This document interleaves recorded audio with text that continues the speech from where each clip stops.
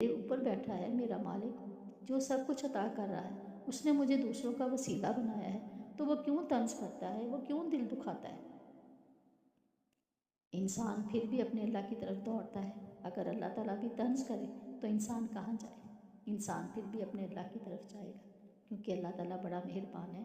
ہمارا تو غرور، ہمارا تو ایمان، ہمارا تو سب کچھ اللہ ہے۔ تو اللہ تعالیٰ اپنے ہر بندے پہ نظر کرم کرنے والا ہے۔ تو پلیز پلیز آپ بھی کوئی ایسا کام، کوئی ایسی بات نہ کیا کریں، خاص کر طنز۔ طنز جو ہے وہ ایسے ہوتا ہے جیسے زہر میں ڈوبا ہوا تیر۔ طنز بڑا تکلیف دہ ہے۔ ہمارے پیارے نبی صلی اللہ علیہ وآلہ وسلم نے بھی فرمایا کہ طنز نہ کیا کرو۔